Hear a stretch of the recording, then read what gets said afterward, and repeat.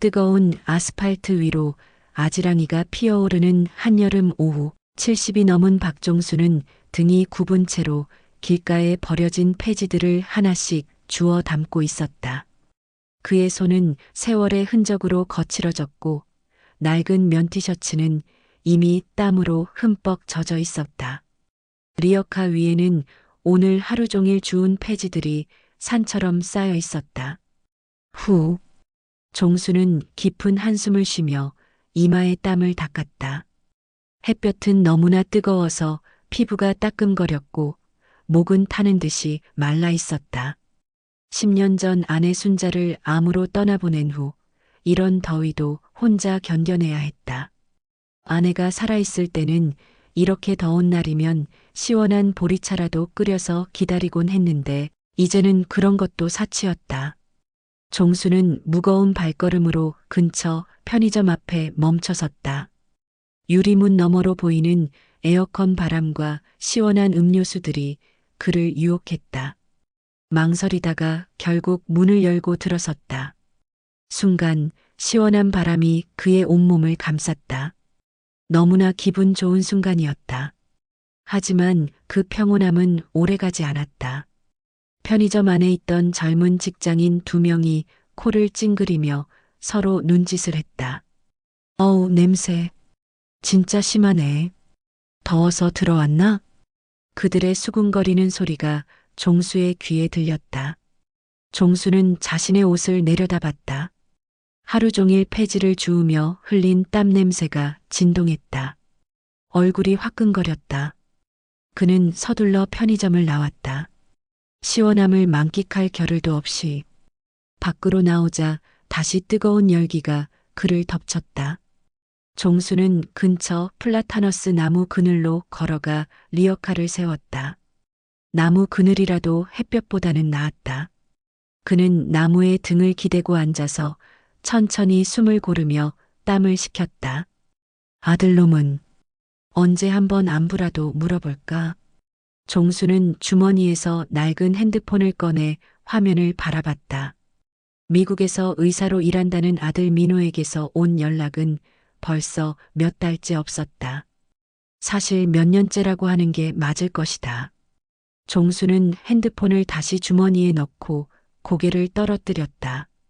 한 달 후 종수는 대학병원 진료실에 앉아 있었다. 최근 들어 계속되는 복통과 소화불량 때문에 결국 병원을 찾게 된 것이다. 의사는 CT 사진을 들여다보며 심각한 표정을 지었다. 위암 3기입니다. 수술이 필요한 상태고요. 항암 치료도 병행해야 합니다. 종수의 머릿속이 하얘졌다. 아내도 이렇게 시작됐었다. 의사의 설명은 귀에 들어오지 않았다. 그저 암이라는 단어만 머릿속에서 맴돌았다. 집으로 돌아온 종수는 한동안 방 한구석에 앉아 있었다. 혼자 죽어가는 것이 무서웠다. 아내가 그랬듯이 자신도 혼자 고통스럽게 죽어가야 하는 걸까? 떨리는 손으로 핸드폰을 들어 아들 번호를 눌렀다. 여보세요? 오랜만에 들리는 아들의 목소리였다. 하지만 어딘지 차갑고 무뚝뚝했다. 민호야. 아빠다. 네, 무슨 일이세요? 아빠가 암에 걸렸다. 전화 너머로 잠깐의 침묵이 흘렀다. 종수는 아들이 놀라며 걱정하는 말을 할 줄 알았다. 그래서 돈 필요해서 전화하신 거예요? 종수는 말문이 막혔다. 가슴이 무너져 내리는 것 같았다. 자신이 키운 아들에게서 나온 말이라고는 믿을 수 없었다. 아니다. 아무것도. 종수는 전화를 끊었다. 그리고 다시는 아들에게 연락하지 않기로 마음먹었다. 그날 밤 종수는 아내의 영정 앞에서 소리 없이 울었다. 며칠 후 종수는 여전히 폐지를 줍고 있었다. 암 진단을 받았지만 수술할 돈도 없고 무엇보다 혼자 견뎌낼 자신이 없었다. 차라리 이대로 조용히 생을 마감하는 것도 나쁘지 않다고 생각했다. 아파트 단지를 지나던 중이었다. 갑자기야 하는 비명소리가 들렸다. 종수가 소리가 난 쪽을 보니 한 여성이 계단에서 굴러떨어져 다리에서 피를 흘리고 있었다. 60대 정도로 보이는 여성은 고통스러워하며 일어나지 못하고 있었다. 종수는 망설이지 않았다. 리어카를 세우고 급히 여성에게 다가갔다. 괜찮으세요? 아이고, 다리가 너무 아파요. 피가 나네요. 종수는 자신이 늘 가지고 다니는 물병을 꺼냈다. 그리고 셔츠 소매를 찢어서 여성의 상처를 조심스럽게 닦아주었다. 물로 상처를 씻어내고 찢어진 옷감으로 지혈을 해주었다. 병원에 가셔야 할 것 같은데요. 제가 택시 불러드릴까요? 아니에요. 정말 고맙습니다. 이렇게 도와주셔서. 여성은 이순이라는 이름이었다.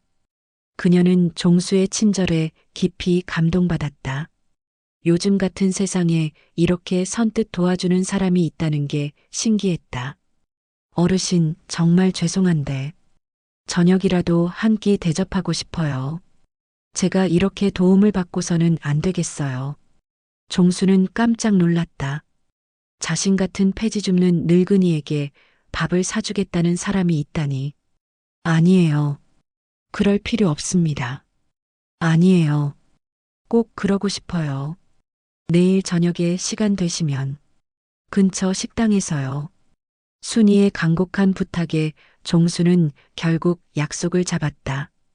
집으로 돌아온 종수는 거울을 보며 걱정이 앞섰다. 편의점에서 겪었던 일이 떠올랐다. 혹시 또 냄새 때문에 상대방을 불쾌하게 할까봐 걱정됐다. 다음 날 저녁 종수는 집에서 가장 깨끗한 옷을 찾아 입었다. 남색 정장 셔츠와 회색 슬랙스. 아내가 살아있을 때 교회에 갈 때 입던 옷이었다. 그리고 비누를 사용해서 몸을 깨끗하게 씻고 머리도 말끔히 빗었다. 거울을 보니 그럭저럭 괜찮아 보였다. 약속 장소인 삼계탕 집에 도착했을 때 순이는 이미 와서 기다리고 있었다. 그녀는 종수를 보고 반갑게 웃으며 손을 흔들었다. 어르신, 여기 앉으세요. 종수는 조심스럽게 앉았다. 그리고 슬쩍 자신의 몸에서 냄새가 나지 않나 확인해 봤다. 혹시 제가 냄새 나지 않나요? 순이는 고개를 갸우뚱하더니 웃었다. 무슨 냄새요? 비누 향만 나는데요. 아주 좋은 향이에요. 종수는 안도의 숨을 쉬었다. 그리고 처음으로 편안한 마음으로 누군가와 식사를 함께 했다. 순이는 이야기를 잘했고 종수의 말도 귀 기울여 들어주었다. 오랜만에 누군가와 나누는 대화가 이렇게 즐거운 줄 몰랐다. 어르신은 혼자 사세요? 네. 아내가 10년 전에 세상을 떠나서요. 아, 그러셨군요. 저도 남편을 5년 전에 잃었어요. 두 사람은 서로의 아픔을 이해할 수 있었다. 대화는 자연스럽게 이어졌고 시간 가는 줄 몰랐다. 그 후로 두 사람은 자주 만나게 됐다. 순이는 종수의 집에 찾아와서 집안을 정리해주고 반찬도 만들어 주었다. 종수는 평생 이런 대접을 받아본 적이 없었다. 아내도 이 정도로 극진하게 챙겨주지는 않았다. 어르신 옷들이 너무 낡았어요. 새 옷 좀 사세요. 순이는 종수의 옷장을 정리하며 말했다. 그리고는 낡은 옷들을 빨아서 개어 정리해 주었다. 집안은 점점 깨끗해졌고 냉장고에는 맛있는 반찬들이 가득했다. 정말 고맙습니다. 이렇게까지 해주실 필요는. 뭐려? 저도 혼자 사는데 이렇게 챙길 사람이 있으니까 좋아요. 어느 날 순이는 옷장을 대청소하고 있었다. 깊숙한 곳에서 먼지가 많이 쌓인 서류 뭉치를 발견했다. 어르신, 이것들도 다 필요 없는 거죠? 오래된 것들 같은데. 종수는 건성으로 대답했다. 아, 네. 다 오래된 거니까 버리세요. 순이는 서류들을 쓰레기 봉투에 넣었다. 그 안에는 오래된 토지 소유권 증서도 함께 들어 있었다. 다음 날 순이는 쓰레기를 버리러 가면서 봉투를 뒤적였다. 그러다가 토지 소유권 증서라는 글자가 눈에 띄었다. 깜짝 놀란 순이는 서류를 꺼내 자세히 봤다. 이거 땅 문서잖아. 순이는 급히 종수의 집으로 돌아갔다. 어르신, 이거 잘못 버린 거 아니에요? 그게 뭐죠? 땅 문서예요. 토지 소유권 증서. 종수의 얼굴이 파랗게 변했다. 어머나, 그걸 버렸다고요? 그거 조상 대대로 내려온 선산 문서인데. 다행히 제가 찾았어요. 정말 중요한 거였구나. 종수는 순이의 손을 꽉 잡았다. 정말 고맙습니다. 이게 없었으면 큰일 날 뻔했어요. 그날 밤 종수는 순이에게 자신이 간직해온 비밀을 털어놨다. 사실은 제가 암에 걸렸어요. 순이는 깜짝 놀랐다. 암이라고요? 언제부터요? 한 달 전에 진단받았어요. 위암 3기래요. 그럼 수술은 언제 하세요? 종수는 고개를 저었다. 수술은 안 할 거예요. 이 나이에 무슨 수술을. 순이는 화가 났다. 그럼 저보고 혼자 살라는 얘기예요? 이제 막 서로 의지하게 됐는데. 그녀는 자신의 핸드백을 뒤져서 통장을 꺼냈다. 제 적금이 3천만 원 있어요. 이걸로 수술하세요. 안 됩니다. 그럴 수는 없어요. 안 되긴 뭐가 안 돼요. 제 마음이에요. 순이의 간곡한 설득에 종수는 결국 수술을 받기로 했다. 수술은 성공적이었고 순이는 매일 병원에 와서 간병을 해주었다. 종수는 이런 보살핌을 받아본 것이 처음이었다. 입원 중이던 어느 날 오후 종수는 창가에 앉아 바깥을 바라보고 있었다. 순이는 밖에서 전화 통화를 하고 있었다. 창문이 살짝 열려 있어서 대화가 들렸다. 응, 그래도 돈이 없어. 지금 여유가 없다고. 투자하면 진짜 돈이 2배로 불어난다고. 그럼에도 불구하고 지금은 안 돼. 종수는 가슴이 아팠다. 자신의 수술비 때문에 순이가 경제적으로 어려워진 것 같았다. 미안한 마음이 들었다. 순이가 병실로 돌아오자 종수가 조심스럽게 말했다. 아까 전화 통화하는 거 들었어요. 제 수술비 마련하느라 돈이 없다는 얘기죠? 순이는 당황했다. 아, 그게 사실은 제가 아는 분이 투자 얘기를 해줬거든요. 돈을 맡기면 2배로 불려준다고 하는데 어르신 수술비 때문에 그 돈은 쓸 수가 없게 됐어요. 종수는 더욱 미안해졌다. 그는 마음속으로 결심했다. 집에 숨겨둔 비상금이 있었다. 아내가 병원비로 쓰려고 모아뒀던 돈인데 아내가 세상을 떠난 후 절대 건드리지 않았던 돈이었다. 2천만 원. 순이 씨. 네. 제게 돈이 좀 있어요. 종수는 집에 숨겨둔 돈 이야기를 했다. 2천만 원인데 이걸로 투자하세요. 아니에요. 그럴 수는 없어요. 아니에요. 제가 드리고 싶어요. 이렇게 저를 돌봐주시는데. 순이는 결국 돈을 받았다. 그리고 투자를 했다. 놀랍게도 한 달 후 돈은 정말로 4천만 원이 되어 돌아왔다. 순이는 기뻐서 어쩔 줄 몰랐다. 어르신, 정말 2배로 불었어요. 신기하죠? 종수도 기뻤다. 순이가 기뻐하는 모습을 보는 것만으로도 행복했다. 하지만 며칠 후 순이는 더 큰 제안을 가지고 왔다. 어르신, 제가 아는 부동산 업자가 있는데요. 순이의 표정이 진지했다. 정부에서 추진하는 신도시 개발 지역이 있대요. 거기에 투자하면 정말 대박이 난다고 해요. 얼마나요? 2억 원을 투자하면 30억을 벌 수 있다고 해요. 종수는 놀랐다. 그런 큰 돈은 자신과는 상관없는 얘기라고 생각했다. 그런 큰 돈은 제가 어디서 구하죠? 순이는 잠시 망설이다가 말했다. 땅 문서 있잖아요. 그걸 팔면 되지 않을까요? 종수는 깜짝 놀랐다. 그걸 어떻게 팔아요? 조상들 묘가 있는 선산인데. 하지만 지금 어르신이 살기 위해서는 순이의 표정이 점점 어두워졌다. 그녀는 이 기회를 놓치고 싶지 않아 했다. 며칠간 계속해서 우울한 모습을 보였고 예전처럼 밝게 웃지 않았다. 종수는 순이의 변화된 모습을 보며 마음이 아팠다. 자신 때문에 그녀가 좋은 기회를 놓치게 되는 것 같았다. 고민 끝에 종수는 결정을 내렸다. 은행에 가서 담보대출을 받아보죠. 종수는 토지 소유권 증서를 가지고 은행에 갔다. 감정평가를 받고 나니 땅값이 꽤 나왔다. 은행에서 2억 원까지 대출이 가능하다고 했다. 정말요? 2억 원까지 빌려주신다고요? 네, 담보 가치가 충분합니다.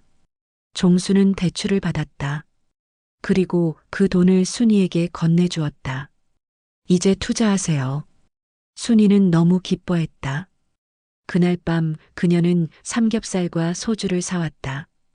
오늘은 축하해야죠. 저는 수술한 지 얼마 안 돼서 술은 딱 한 잔만 기념으로요. 종수는 결국 소주 한 잔을 마셨다. 오랜만에 마시는 술이었다. 순이와 함께하는 시간이 행복했다. 다음 날 아침 종수는 평소보다 늦게 잠에서 깼다. 숙취 때문에 머리가 아팠다. 그런데 뭔가 이상했다. 집이 너무 조용했다. 평상시라면 순이가 벌써 와서 아침을 준비하고 있을 텐데. 순이 씨, 계세요? 대답이 없었다. 종수는 집 안을 둘러봤다. 순이의 물건들이 없었다. 어젯밤까지 있던 그녀의 가방도 옷도 모두 사라져 있었다. 순이 씨, 종수는 급히 전화를 걸었다. 하지만 전화는 연결되지 않았다. 고객님이 전화를 받지 않습니다. 몇 번을 걸어도 마찬가지였다. 종수는 불안해졌다. 혹시 무슨 사고가 난 건 아닐까? 하루가 지나도 이틀이 지나도 순이는 나타나지 않았다. 전화는 계속 불통이었다. 그제서야 종수는 이상함을 느꼈다. 설마. 종수는 급히 은행으로 달려갔다. 혹시나 해서 확인해 봤더니 자신이 맡긴 2억 원의 행방을 알 수 있었다. 순이가 실제로는 투자를 하지 않고 돈을 가지고 도망간 것이었다. 제가 사기를 당한 건가요? 종수의 다리가 후들거렸다. 그는 경찰서로 향했다. 경찰서에서 신고를 했더니 놀라운 사실이 드러났다. 순이와 종수는 법적으로 부부였다. 순이가 몰래 혼인신고를 해둔 것이었다. 그렇기 때문에 경찰은 쉽게 순이의 행방을 추적할 수 있었다. 찾았습니다. 현재 부산의 한 호텔에 머물고 있습니다. 정말요? 네, 그런데 남성과 함께 있습니다. 종수의 가슴이 무너져 내렸다. 순이에게는 이미 다른 남자가 있었던 것이다. 그들은 종수에게서 받은 2억 원으로 호화로운 생활을 하고 있었다. 경찰이 순이를 체포했을 때 그녀는 전혀 반성하는 기색이 없었다. 뭐가 잘못됐다는 거예요? 우리는 법적으로 부부잖아요. 남편 돈 쓰는 게 죄예요? 순이는 끝까지 자신의 행동을 정당화했다. 그녀에게 종수는 그저 이용할 수 있는 대상에 불과했던 것이다. 법정에서 순이는 징역 3년을 선고받았다. 하지만 이미 쓴 돈의 대부분은 돌려받기 어려운 상태였다. 종수는 집도 잃고 건강도 잃었다. 그리고 무엇보다도 마지막 희망마저 잃었다. 암 수술 후 회복되고 있던 몸은 다시 악화되기 시작했다. 스트레스와 절망감 때문이었다. 종수는 다시 병원에 입원하게 됐다. 이번에는 아무도 간병해주는 사람이 없었다. 병실에 혼자 누워있는 종수의 머리맡에는 아내 순자의 사진이 놓여 있었다. 그는 사진을 바라보며 중얼거렸다. 순자야, 나도 이제 너한테 가야겠다. 창밖으로는 석양이 지고 있었다. 종수는 눈을 감으며 지난 날들을 되돌아봤다.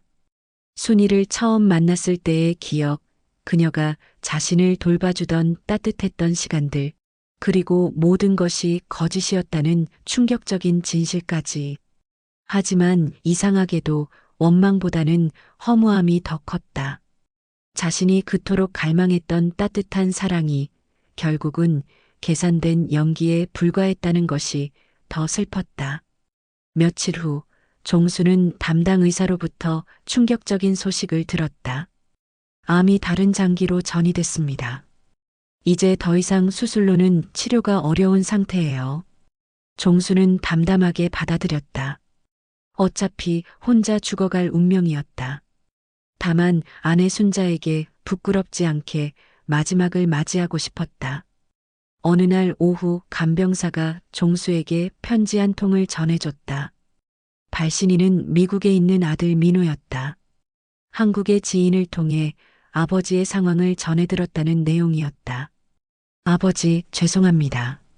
제가 너무 매정했습니다. 지금 한국으로 가고 있습니다. 조금만 기다려주세요.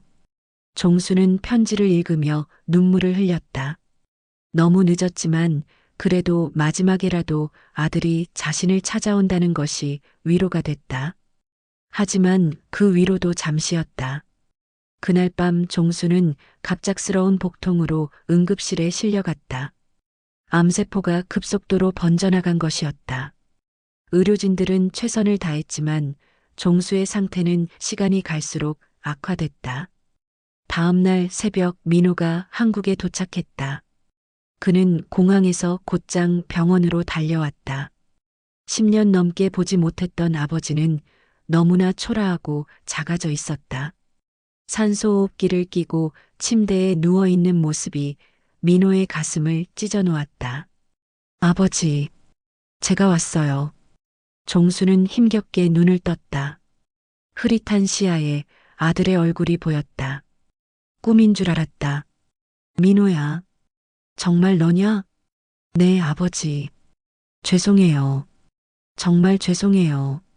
민호는 아버지의 손을 잡고 눈물을 흘렸다. 그제서야 자신이 얼마나 냉정했던지 깨달았다. 아버지가 암 진단을 받았을 때 돈 얘기부터 한 자신이 너무 부끄러웠다. 괜찮다. 이제 와줘서 고맙다. 종수는 아들에게 그동안의 이야기를 들려줬다. 순이와의 만남, 그녀에게 받았던 따뜻한 보살핌, 그리고 결국 모든 것을 잃게 된 사기극까지. 민호는 아버지의 이야기를 들으며 분노와 안타까움을 동시에 느꼈다. 아버지가 그런 일을 당하시는 동안 저는 뭘 했던 걸까요? 내 탓이 아니다. 아빠가 너무 외로웠나 보다. 그래서 그 여자의 거짓말에 속은 거야. 민호는 아버지의 치료비를 모두 부담하겠다고 했지만 이미 너무 늦었다. 의사는 길어야 며칠이라고 했다. 그로부터 사흘 후 종수는 아들이 지켜보는 가운데 조용히 숨을 거두었다. 마지막 순간까지 그는 아내 순자의 이름을 불렀다. 장례식장에는 몇 안 되는 조문객들이 찾아왔다. 종수가 폐지를 주우며 생활했던 동네 사람들, 그리고 병원 관계자 몇 명이 전부였다. 민호는 그제서야 아버지가 얼마나 외로운 삶을 살았는지 실감했다. 장례를 치르는 동안 민호는 아버지의 집을 정리했다. 낡은 가구들과 오래된 물건들 사이에서 민호는 어머니 순자의 일기장을 발견했다. 일기에는 남편 종수를 걱정하는 내용들로 가득했다. 남편이 나 없이 어떻게 살까 걱정이다. 혼자서도 잘 먹고 건강하게 지냈으면 좋겠다. 민호도 가끔은 안부라도 물어봤으면. 어머니는 죽기 전까지도 가족을 걱정하고 있었다. 반면 자신은 부모님을 외면하고 살았다. 민호는 자신의 무정함을 뼈저리게 후회했다. 며칠 후 민호는 순이의 재판에 참석했다. 이미 1심에서 징역 3년을 선고받은 순이는 항소심에서도 같은 형량을 받았다. 재판장에서 순이와 마주쳤을 때 민호는 분노를 참기 어려웠다. 당신 때문에 우리 아버지가 돌아가셨어요. 하지만 순이는 여전히 뻔뻔했다. 저도 생계가 어려웠어요. 그분이 자발적으로 도와주신 거예요. 민호는 순이를 향해 더 할 말이 있었지만 이미 돌아가신 아버지를 위해 참았다. 복수보다는 아버지를 제대로 보내드리는 것이 더 중요했다. 판사는 최종 선고를 내리며 말했다. 피고인의 행위는 단순한 사기를 넘어서 외로운 노인의 마음을 이용한 매우 악질적인 범죄입니다. 다만 피해자가 사망하신 상황을 고려하여 형량을 가중합니다. 징역 5년을 선고합니다. 재판이 끝난 후 민호는 아버지가 마지막까지 지키려 했던 선산을 찾아갔다. 조상들의 묘가 있는 그곳은 생각보다 아름다운 곳이었다. 소나무들이 울창하게 자라있고 맑은 개울이 흘러 지나갔다. 민호는 아버지와 어머니의 합장묘 앞에 무릎을 꿇었다. 아버지, 어머니, 정말 죄송합니다. 제가 너무 무심했어요. 바람이 소나무 사이를 스쳐 지나갔다. 마치 부모님이 대답하는 것 같았다. 민호는 미국으로 돌아가기 전 아버지가 마지막까지 폐지를 주었던 그 길을 걸어봤다. 더운 여름날 이 길에서 아버지는 얼마나 힘들었을까. 편의점 앞에 서서 시원함을 그리워했을 아버지를 생각하니 가슴이 아팠다. 그때였다. 길가에서 한 할머니가 폐지를 줍고 있었다. 아버지와 비슷한 나이 또래였다. 민호는 할머니에게 다가갔다. 할머니, 더우시죠? 이거라도 드세요. 민호는 편의점에서 시원한 음료수와 빵을 사서 할머니에게 건네줬다. 할머니는 깜짝 놀라며 손사래를 쳤다. 아이고, 이런 걸 왜? 아니에요. 그냥 드세요. 할머니는 고맙다며 연신 인사를 했다. 그 모습에서 민호는 아버지의 모습을 보았다. 만약 누군가 아버지에게도 이런 작은 친절을 베풀었다면 아버지가 그렇게 외롭지는 않았을 텐데. 민호는 결심했다. 미국으로 돌아가서도 이런 외로운 노인분들을 돕는 일을 해야겠다고. 그것이 아버지에 대한 속죄이자 아버지의 뜻을 이어받는 일이라고 생각했다. 공항으로 향하는 택시 안에서 민호는 아버지가 마지막에 남긴 말을 되새겼다. 사람은 누구나 사랑받고 싶어 한다. 하지만 그 마음을 이용하는 사람도 있다. 그래도 포기하면 안 된다. 진짜 사랑은 분명히 있으니까. 아버지는 마지막까지도 사람에 대한 믿음을 잃지 않으려 했다. 순이에게 배신당했지만 그래도 세상에는 좋은 사람들이 더 많다고 믿고 싶어 했다. 비행기가 이륙하면서 한국의 땅이 점점 작아져 갔다. 민호는 창밖을 바라보며 다짐했다. 다시는 가족을 외면하지 않겠다고. 그리고 아버지처럼 외로운 사람들에게 따뜻함을 전해주겠다고. 몇 달 후 민호는 미국에서 한인 노인들을 위한 봉사활동을 시작했다. 매주 토요일마다 홀로 지내는 노인분들을 찾아뵙고 말벗이 되어드리고 필요한 도움을 드렸다. 그럴 때마다 아버지의 모습이 떠올랐다. 어느 날 민호가 돌봤던 한 할아버지가 말씀하셨다. 자네 덕분에 외롭지 않네. 자네 아버지가 자네를 잘 키우셨어. 그 말을 들으며 민호는 눈시울이 뜨거워졌다. 아버지가 하늘에서 자신을 지켜보고 계신 것 같았다. 한편 감옥에 갇힌 순이는 여전히 자신의 잘못을 인정하지 않았다. 그녀에게는 종수가 그저 이용당한 불쌍한 늙은이일 뿐이었다. 하지만 감옥에서 만난 다른 죄수들조차 그녀의 행위를 비난했다. 어떻게 그런 할아버지를 속일 수가 있어? 양심이 있는 거야, 없는 거야? 순이는 점점 고립됐다. 그녀와 함께 사기를 벌였던 남자친구도 이미 다른 여자와 도망가 버린 상태였다. 결국 그녀도 이용당한 것이었다. 2년 후 순이는 면회를 온 친구에게 털어놨다. 내가 너무 욕심이 컸나 봐. 그 할아버지 정말 착한 분이었는데. 하지만 이미 너무 늦었다. 종수는 이 세상에 없었고 순이가 저지른 죄는 되돌릴 수 없었다. 출소 후 순이는 완전히 달라진 세상을 마주했다. 사기꾼이라는 정가자 딱지 때문에 일자리를 구하기도 어려웠고 사람들의 시선도 차가웠다. 그제서야 그녀는 자신이 저지른 일의 무게를 느꼈다. 어느 날 순이는 종수의 묘를 찾아갔다. 무덤 앞에 무릎을 꿇고 사죄했다. 할아버지, 정말 죄송해요. 제가 너무 나쁜 짓을 했어요. 하지만 무덤은 아무 대답도 하지 않았다. 바람만 쓸쓸히 묘지를 스쳐 지날 뿐이었다. 그로부터 몇 년이 흘렀다. 민호는 미국에서 노인 복지재단을 설립했다. 순자종수 재단이라는 이름으로 외로운 노인들에게 생활비와 의료비를 지원하는 단체였다. 부모님의 이름을 따서 만든 것이었다. 재단 개소식 날 민호는 연설하며 말했다. 이 재단은 제 아버지와 어머니의 이름을 딴 것입니다. 아버지는 생전에 많은 어려움을 겪으셨지만 끝까지 다른 사람을 도우려 하셨습니다. 그런 아버지의 정신을 이어받아 외로운 노인분들이 따뜻함을 느낄 수 있도록 돕겠습니다. 박수가 터져 나왔다. 참석한 한인 노인분들의 눈에는 감사의 눈물이 맺혀 있었다. 재단 활동을 하면서 민호는 많은 이야기를 들었다.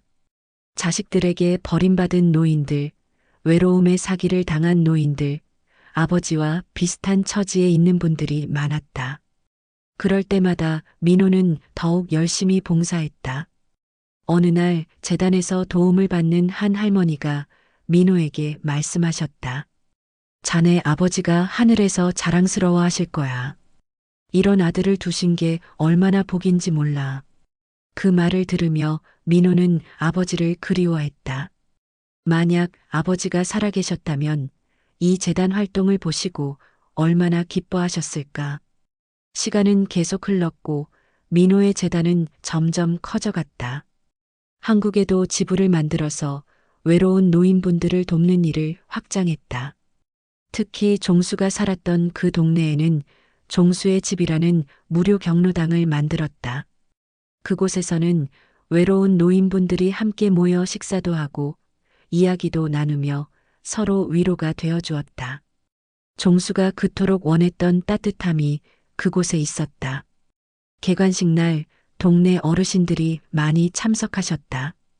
그 중에는 종수와 함께 폐지를 주었던 분들도 계셨다. 종수가 살아있었으면 얼마나 좋아했을까. 그래도 아들이 이렇게 좋은 일 하니까 하늘에서 뿌듯하시겠어. 어르신들의 말을 들으며 민호는 아버지가 헛되이 살지 않았다는 것을 느꼈다. 아버지의 고통과 희생이 이런 의미 있는 일로 이어진 것이다. 종수의 집 벽면에는 종수의 사진이 걸려 있었다. 폐지를 줍던 모습이 아닌 젊은 시절 어머니와 함께 찍은 행복한 사진이었다. 그 사진 밑에는 작은 명패가 있었다. 박종수 1953-2025- 끝까지 사랑을 포기하지 않은 분. 민호가 직접 쓴 문구였다. 아버지는 비록 사기를 당했지만 그래도 사람에 대한 믿음을 완전히 잃지는 않았다. 그것이 아버지의 위대함이었다. 몇 년이 더 지난 어느 날 민호에게 한 통의 편지가 왔다. 발신인은 이순이었다. 출소한 지 몇 년이 된 그녀가 보낸 것이었다. 편지에는 진심 어린 사죄의 말이 적혀 있었다. 그리고 자신도 이제 노인 복지시설에서 봉사활동을 하고 있다는 내용이었다. 비록 늦었지만 그녀도 자신의 잘못을 깨닫고 속죄하려 하고 있었다. 할아버지께 죄송한 마음으로 살아가고 있습니다. 제가 저지른 일은 용서받을 수 없지만 남은 생을 다른 어르신들을 돌보는 일로 속죄하겠습니다. 민호는 편지를 읽고 복잡한 마음이 들었다. 아직도 분노가 남아 있었지만 한편으로는 그녀도 변할 수 있다는 희망을 보았다. 아버지라면 어떻게 하셨을까 생각해 보니 아마도 용서하셨을 것 같았다. 민호는 순이에게 답장을 보냈다. 아버지는 마지막까지도 사람에 대한 믿음을 잃지 않으셨습니다. 당신도 진심으로 뉘우치고 있다니 아버지께서 하늘에서 보고 계실 겁니다. 서로 용서하고 화해하는 것이 아버지가 원하시는 일일 것입니다. 이후 순이는 더욱 열심히 봉사활동에 참여했다. 그녀가 돌보는 노인분들은 그녀의 과거를 모르셨지만 그녀의 진심 어린 보살핌은 느낄 수 있으셨다. 세월이 흘러 민호도 중년이 됐다. 그는 결혼해서 아들을 낳았고 그 아들에게 할아버지 이야기를 들려주곤 했다. 할아버지는 어려운 상황에서도 다른 사람을 도우려 하셨단다. 그런 할아버지를 본받아서 너도 착한 사람이 되어야 해. 아들은 고개를 끄덕이며 들었다. 종수의 정신은 이렇게 다음 세대에게도 전해져 갔다. 어느 추석날 민호는 가족과 함께 부모님 묘를 찾았다. 묘지는 민호가 정성껏 관리해서 늘 깨끗했다. 꽃도 많이 피어 있고 잔디도 잘 자라 있었다. 아버지, 어머니, 안녕하세요. 손자도 데려왔어요. 민호의 아들은 할아버지, 할머니께 정중히 절을 올렸다. 그리고 할아버지가 좋아하셨을 만한 음식들을 차례상에 올렸다. 바람이 살랑 불어와 나뭇잎들을 흔들었다. 마치 부모님이 기뻐하시는 것 같았다. 민호는 부모님께 그동안의 안부를 전했다. 재단이 많이 커졌어요. 이제 전국에 50개 지부가 있고 매년 1000명이 넘는 어르신들을 도와드리고 있어요. 아버지께서 뿌리신 사랑의 씨앗이 이렇게 큰 나무가 됐습니다. 그날 밤 민호는 꿈을 꿨다. 젊은 시절의 아버지와 어머니가 함께 웃고 있는 꿈이었다. 그들은 행복해 보였다.